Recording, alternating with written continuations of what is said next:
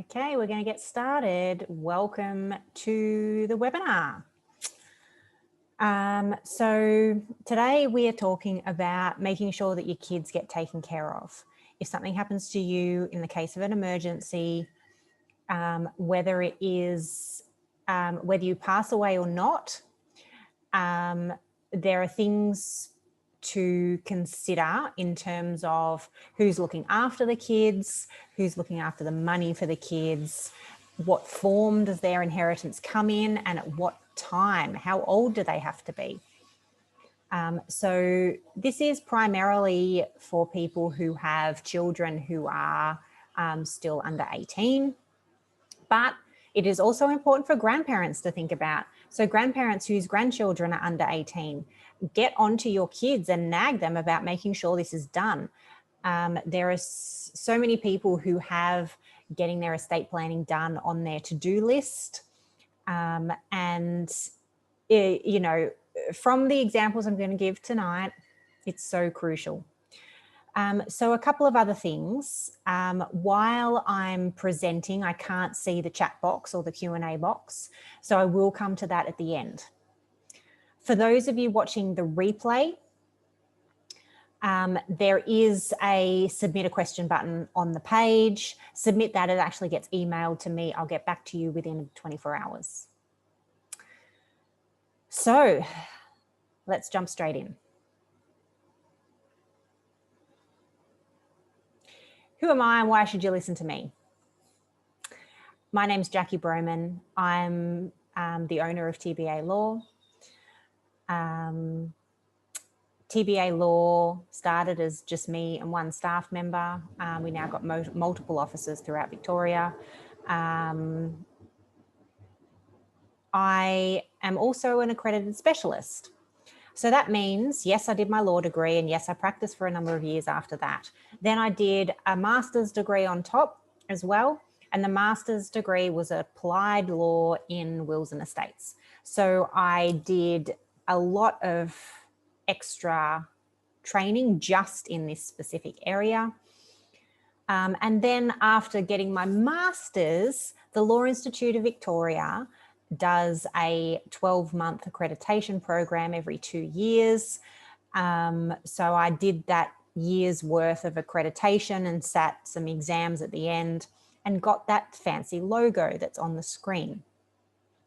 So there are about 22,000 lawyers in Victoria, and only about 80 of us actually have this accreditation in wills and estates. There are other areas of law where you can also be accredited, but that is the area that I got accredited in. And it includes estate planning for individuals. It includes succession planning for businesses, and it includes dealing with things after people pass away, and dealing with trusts and other structures like that as well. But I'm also a human. I'm not just a lawyer. There's another photo on the screen there you'll see with two of my loves, my fur babies, and going out fishing. So there's a combination there. I particularly like fishing in the ocean. It is meditative for me. It gets me away from the computer and the phone, and nothing more exciting than getting a big fish. So let's dive into a little bit more information about what estate planning is. So estate planning 2 decades into the 21st century is very different from what it was 1950s, even the 1980s. So a lot of people say to me, oh, my situation is simple. I just need a simple will. Very rarely is that the case. People just say that because they don't want to pay very much. Estate planning is not just a will. We have far more complex assets than we had in the 1950s or the 1980s. The dream of Australians to own a home, the dream is far bigger now. People have multiple investments, investment properties, shares. We have superannuation these days as well. And quite often superannuation is one of our biggest assets. Taxes have changed significantly over that last 40 years. We are living longer, which means what we have has to survive. It also means that relationships change more over time. It means that either our mind outlives our body or our body outlives our mind. So estate planning also includes those contingencies for when we're not yet passed away, but need help. It includes planning for aged care, planning for retirement, planning for Centrelink, planning for getting a pension, planning for children having a pension, planning for disability. It includes instructions about your healthcare. People may have trusts for their investments, or they may want to set trusts up for their children, which is partly what we're going to be talking about tonight. And guardianship is so important as well, particularly because we have more and more blended families. How does guardianship play in with the family law system and parents after separation? It can be complex, but I'm here to make the complexity simple. Now, the reason why I'm particularly passionate, and one of the reasons why I even did the Masters in the first place, was for people just like you with children under 18. So about 7 years into doing law, I was starting to look around thinking, well, what is going to be my specialty? What can I see myself working in long term? Where can I make a difference? And I've had a friend at the time in the DPP, and she found that very rewarding. She was dealing with a case where she was coming up to the sentencing of a woman who had run a red light. When there was no reason, she wasn't drunk, nothing like that, but when she ran the red light, she killed a young couple who were crossing the street. This young couple had come down from New South Wales for the weekend to watch a game of AFL. They had left their young children under primary school age at home. They had no wills. So this couple passed away. So this is about 18 months after the accident. And this woman, the driver, is about to be sentenced. And my friend had victim impact statements given to the court to take into consideration with the sentencing. And these children who had lost their parents had been in and out of family court ever since, because the respective grandparents, and there were 3 sets of grandparents, all hated each other, and they were fighting over who the children were going to live with, and they were fighting over who was going to look after the kids' money. And this has been 18 months of these kids walking on eggshells, having to deal with something that their parents never wanted them to deal with, and quite frankly, having the money eaten up in lawyers' fees. And I just thought this can be done so much better. And so that's what I'm all about. So what's the other impact of dying without a will? Other than not having a say in who gets to be guardian of your children, and no, someone that you appoint as a godparent has no legal rights whatsoever. So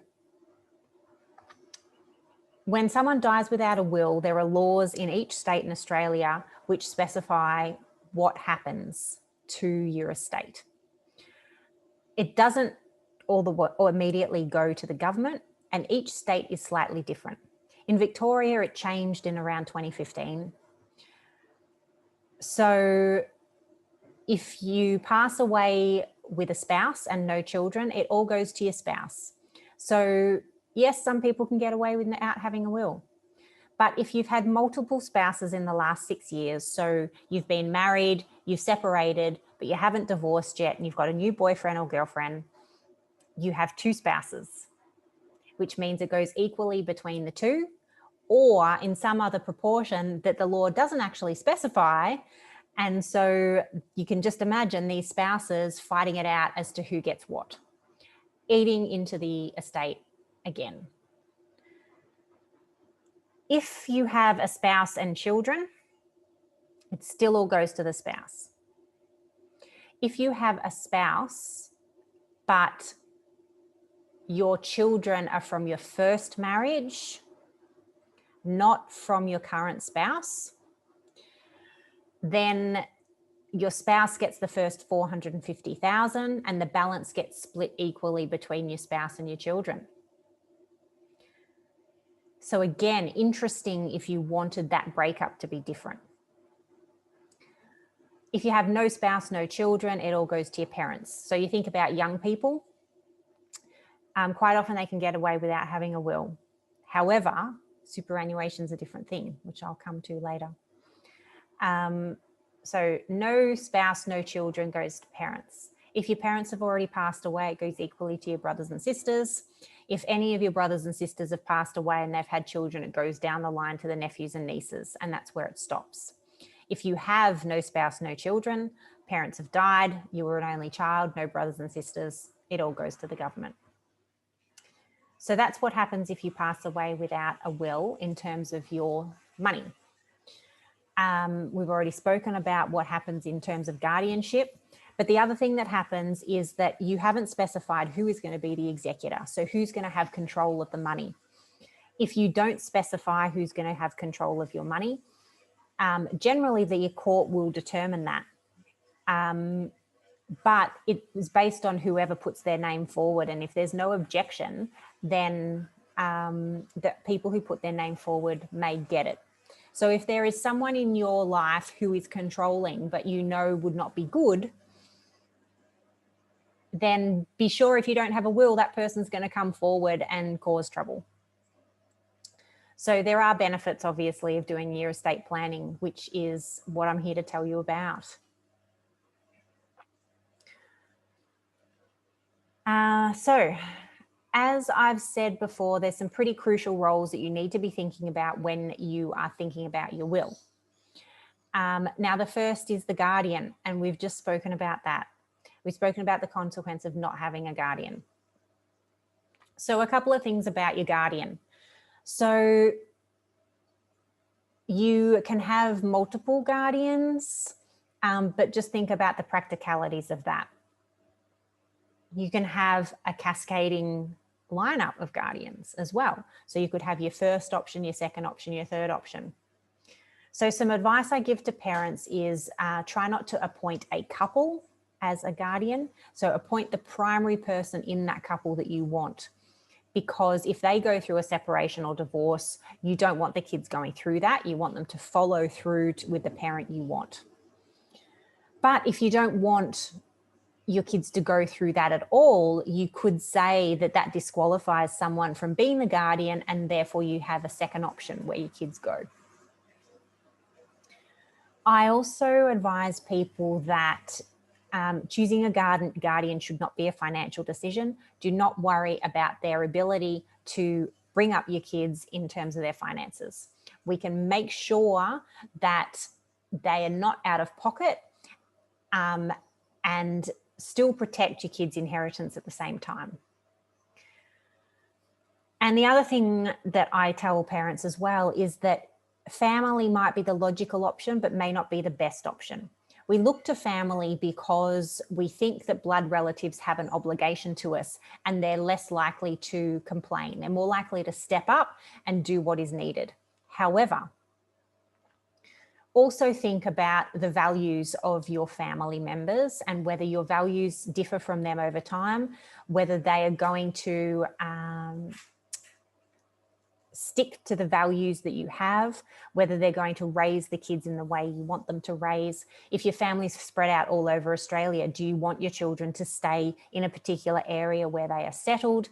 Do you want them to continue to live in the family home? Do you want them to go to a particular school? Do you want them to be involved in certain extracurricular activity? Is it important for you that they're raised around the CFA or some kind of volunteer scenario?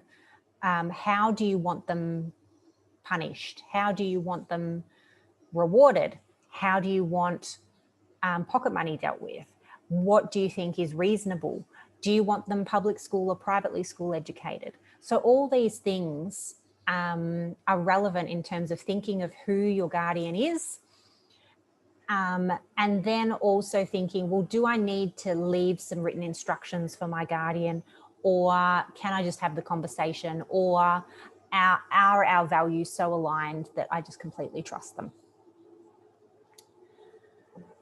The other important thing to think about are your executors. So you can have up to 4 executors. Well, technically you can probably have up to 8, because you can have the first 4 and then an alternative 4.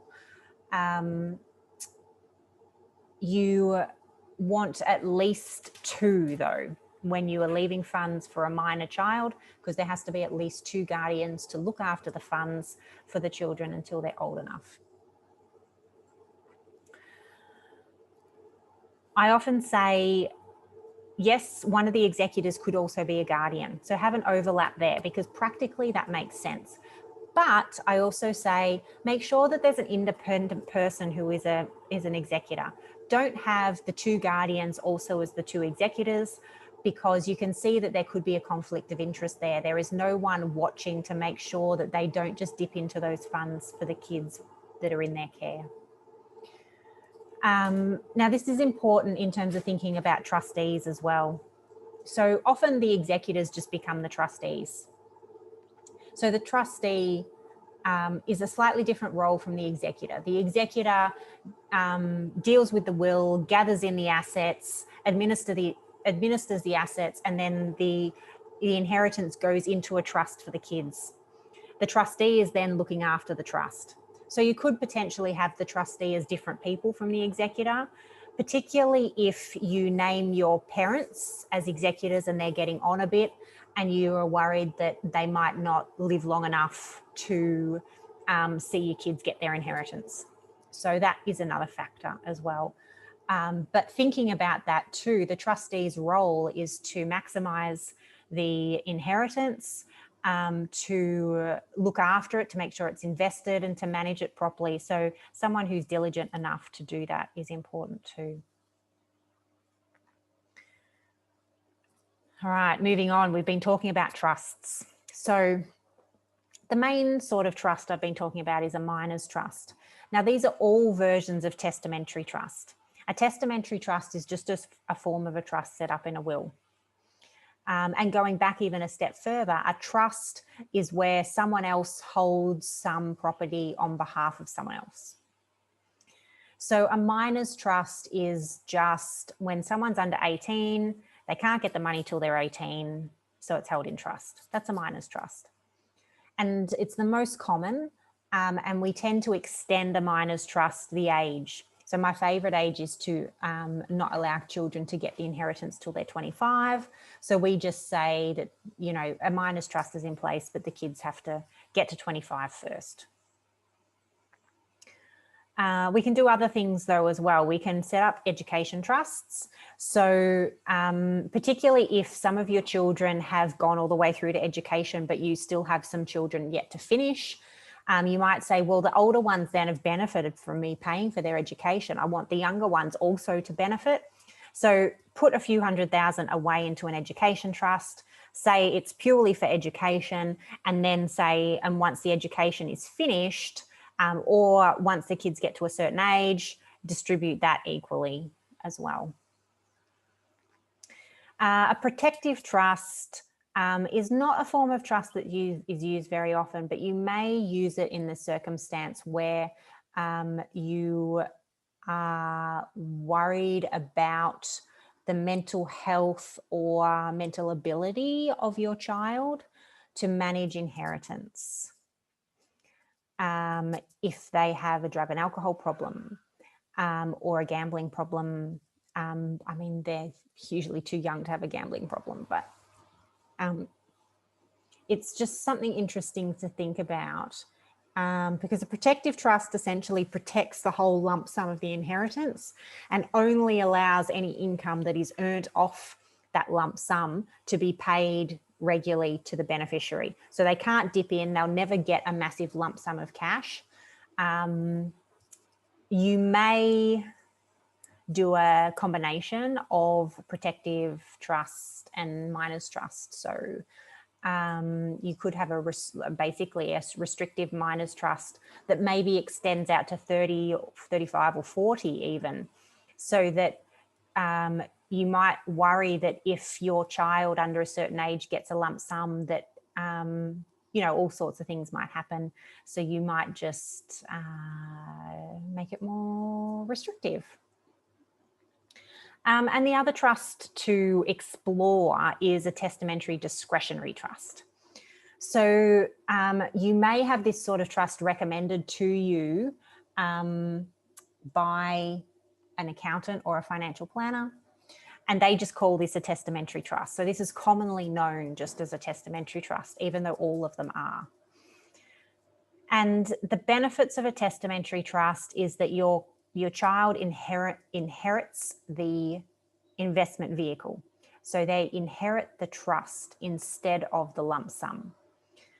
So if they're minors, it goes into the trust, but then once they get to 25, they get control of their trust. So they become potentially like some of these trust fund babies that you hear about over in the United States, in a way. I mean, it depends on how much money you put in there, but there are tax benefits for that. There's also protections on their inheritance by doing that as well. Because they don't get the lump sum in their name, they are protected from their spouse attacking their inheritance if there's a separation. Their inheritance is protected from bankruptcy. So there are some extra benefits there as well. And it is something to explore and particularly get some financial advice around. The other trusts in your will usually don't cost anything extra to do. A testamentary trust is a bit more complex. It adds about 10 pages to your will, and it's a dormant trust that sits there until you pass away, basically. But it may be worth your time. So let's think about how much might be in your estate and therefore, and what sort of assets.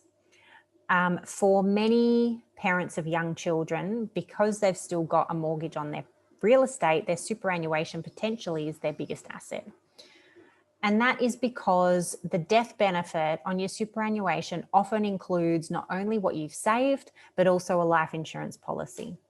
So you may have $200,000 or $300,000 on a life insurance policy, plus your extra that you've saved in there. And superannuation is not generally covered by your will. So you need to make sure that it's given some attention. A lot of solicitors who aren't specialists just ignore super because they don't know. And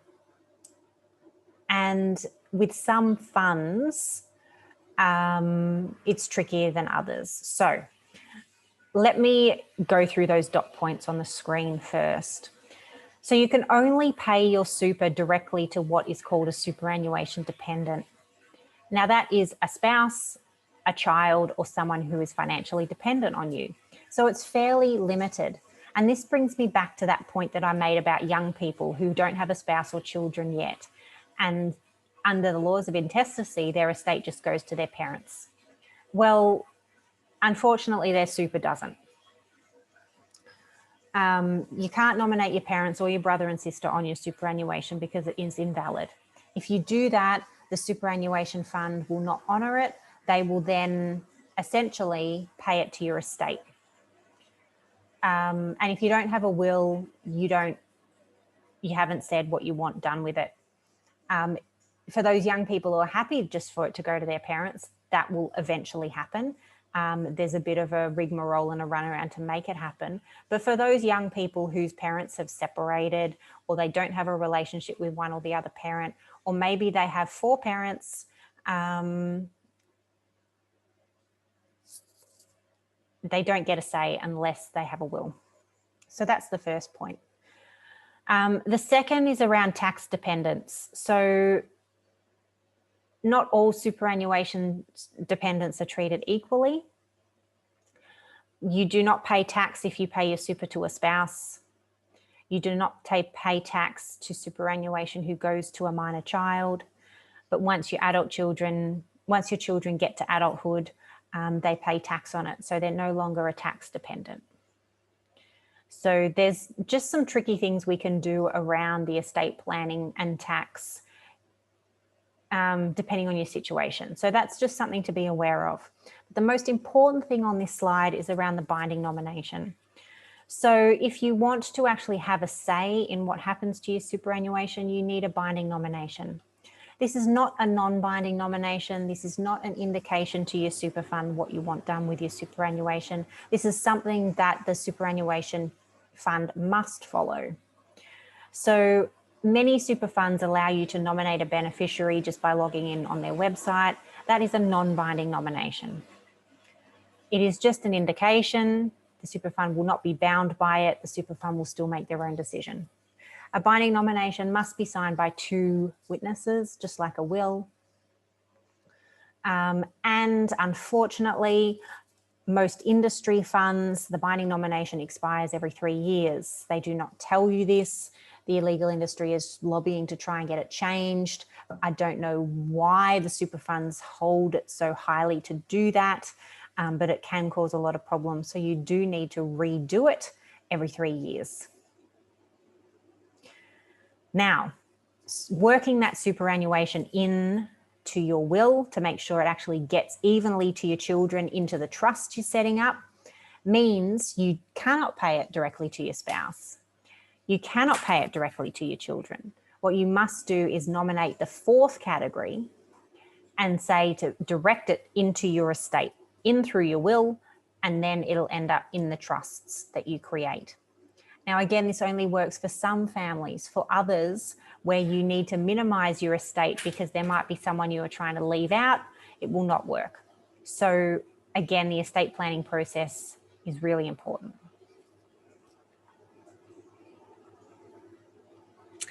And we've really only touched on wills, but I did talk at the beginning about making decisions in the case of an emergency, and powers of attorney are really important for that.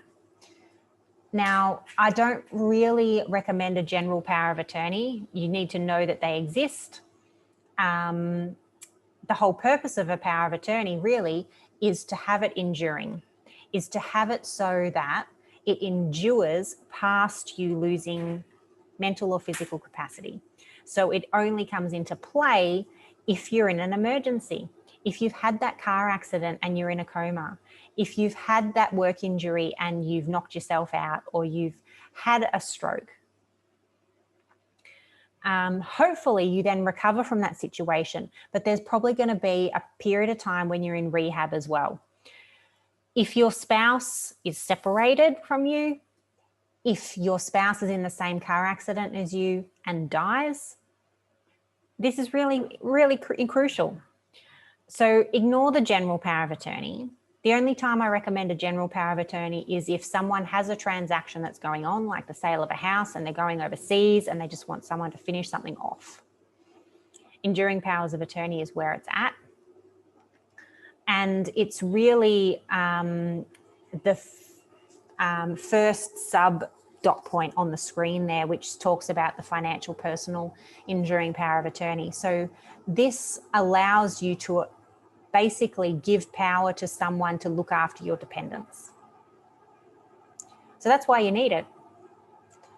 And if it's too late, it's too late. That's what I like saying. So if you've had the accident and you don't have a power of attorney, well, sorry, potentially the police step in, go and get your children. They go into foster care in the short term.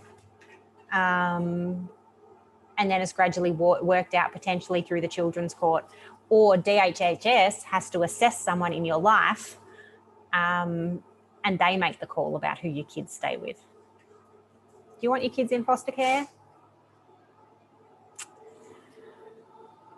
So that is the content. And sorry that I've talked really fast, but hopefully you've been able to absorb or generally understand the importance.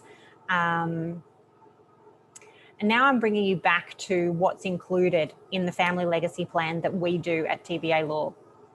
And this poker chip on the screen basically covers all the elements that we go through with a couple when they're doing their estate planning.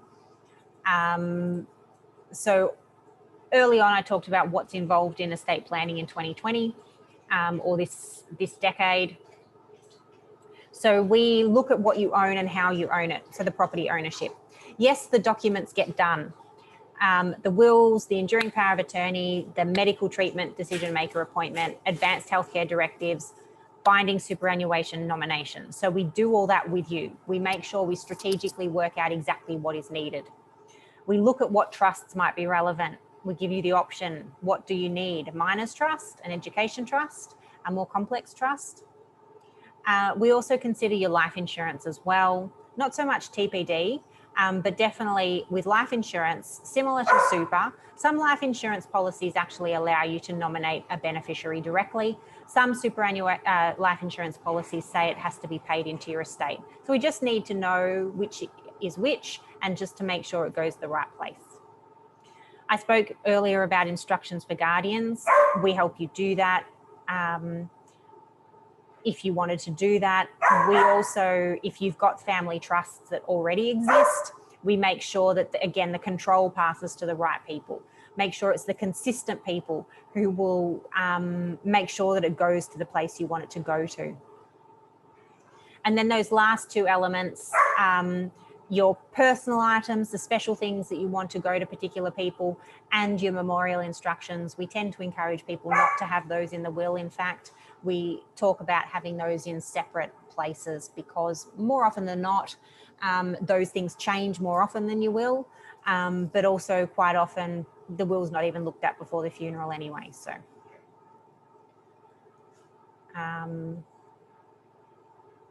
what is involved? So it sounds like there's a lot. It sounds pretty complex, but I don't want to scare you. It involves 2 appointments over 2 weeks. So we make it really easy for you. You contact us via email or phone. We work out an initial appointment. We send you some initial stuff via email. Even if you don't complete that stuff before the first appointment, that's fine. It just gets you thinking.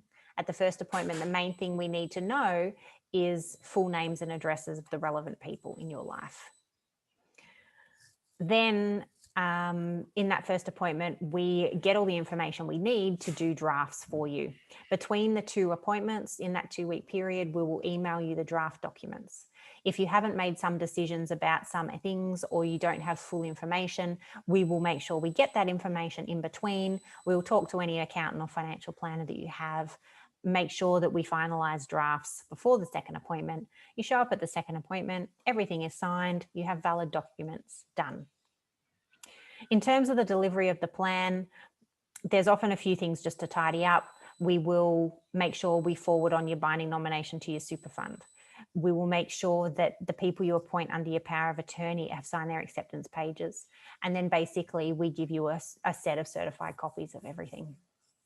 So that's what happens. What would you expect to pay? In Melbourne, you expect to pay $3,000 at least. Country prices, $1,000 plus GST. For your peace of mind, to have it done and dusted off your list of things to do, to make sure your kids, their inheritance is protected, to make sure that your kids are not dragged through court about who's going to care for them. So thank you very much for attending. That is my personal email on the screen. You're quite welcome to email me your questions. Like I said, for those watching the replay, please submit your questions. I'm going to have a look at the chat box now to answer any questions, but I'm going to finish the recording off so that we can have a bit of a private chat for those lucky enough to be live. I hope that was really helpful. I hope that for those who don't have minor children, but who are grandparents, perhaps it triggers some conversations that you need to have with other family members, or even triggers conversations you need to have with friends. So good luck with your planning. If I can help you in any way, let me know. Otherwise, Take care and protect those children.